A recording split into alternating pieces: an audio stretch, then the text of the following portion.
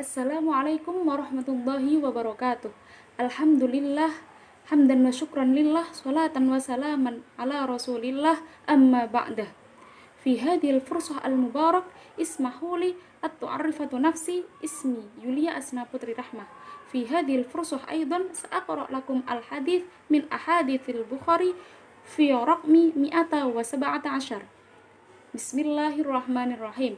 Haddatsana Adam قال حدثنا شعبة قال حدثنا الحكم قال سمعت سعيد بن جابر عن ابن عباس قال بت في بيت خالتي ميمونة بنت الحارث زوج النبي صلى الله عليه وسلم وكان النبي صلى الله عليه وسلم عندها في ليلتها فصلى النبي صلى الله عليه وسلم العشاء ثم جاء إلى منزله فصلى 4 ركعات ثم نام ثم قام ثم قال نام الغليم أو كلمة تشبهها ثم قام فقمت عن يساره فجعلني عن يمينه فصلى 5 ركعات ثم صلى ركعتين ثم نام حتى سمعت غطيطه أو خطيطه ثم خرج إلى الصلاة. Di dalam hadis ini terdapat as-sanadu fi hadzal hadits, yakni haddatsana Adam qal haddatsana Syu'bah qal haddatsana al-Hakam qal sami'tu Sa'id bin Jabir an ibn Abbas qal bittu fi baiti khalati Maimunah bintil Harith zaujin Nabi sallallahu alaihi wasallam wa kana an-nabiy sallallahu alaihi wasallam indaha fi lailatiha fa shalla an-nabiy sallallahu alaihi wasallam al-isya thumma jaa ila manzilih fa shalla 4 raka'at thumma nama thumma qama thumma qala nama al-ghulaym أو كلمة تشبيهها ثم قام فقمت عن يساره فجعلني عن يمينه فصلى 5 ركعات ثم صلى ركعتين ثم نام حتى سمعت غطيطه أو خطيطه ثم خرج إلى الصلاة. أخذت هذا الحديث في كتاب الجامع الصحيح المجلد الأول الصفحة 58 في باب السمار في العلم Kitabu al-Jami' as-Sahih alladhi sunnafahu al-Imam al-Hafidh Abu Abdillah bin Muhammad bin Ismail al-Bukhari rahimahullahu ta'ala wa asdaruhu al-Matba'ah as-Salafi bil-Qahirah. Berbicara tentang kualitas hadis, hadis ini merupakan hadis yang sahih yang diriwayatkan oleh Imam Bukhari. Hadis sahih adalah hadis yang sanadnya sambung dan perawinya adil dan dobit, dan hadisnya tidak memiliki kecacatan dan kerancuan. Dan karena hadis ini telah memenuhi syarat-syarat hadis sahih, syarat-syarat hadis sahih yaitu yang pertama, sanadnya bersambung. Di sini dilihat dari adanya kata hubung di dalam hadis ini, seperti lafaz haddatsana wa haddatsana wa haddatsana wa sami'tu.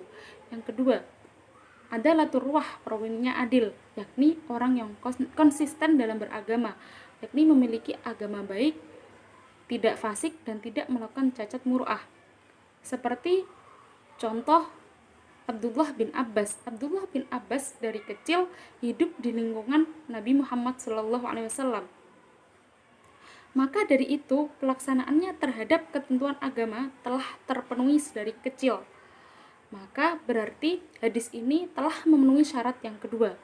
Syarat yang ketiga adalah dibturwah, yakni perawinya dobit. Artinya perawinya ini memiliki kecerdasan dan hafalan yang kuat dan sempurna.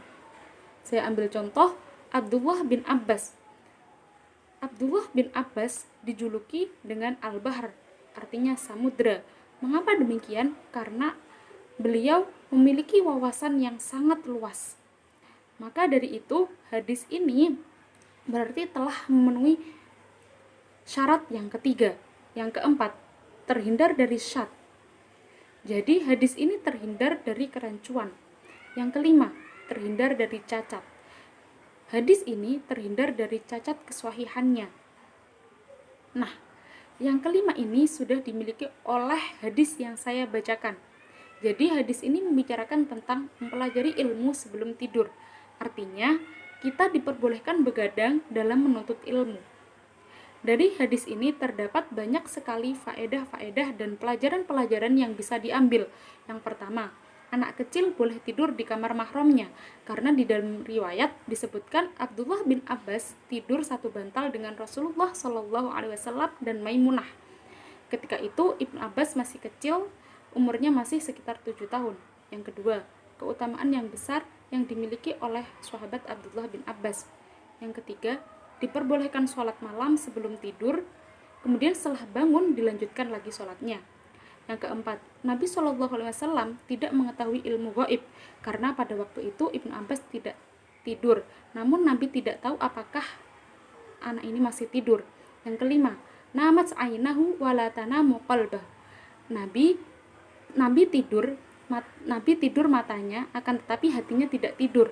Maka dari itu, ini kekhususan bagi beliau ketika tidur wudunya tidak batal, karena beliau masih sadar dengan kondisi di sekitarnya. Yang keenam, sesungguhnya makmum yang jumlahnya cuma satu, maka berada di sampingnya imam atau sejajar.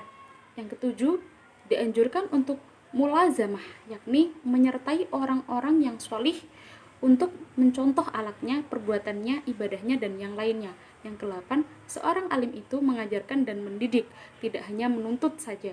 Yang kesembilan, dianjurkan untuk berbaring setelah 2 rakaat sholat fajar untuk menunggu adzan. Biasanya Rasulullah SAW berbaring dulu jika dia sholat fajar di rumahnya. Jika sholat di masjid, maka tidak dianjurkan untuk berbaring sambil menunggu adzan.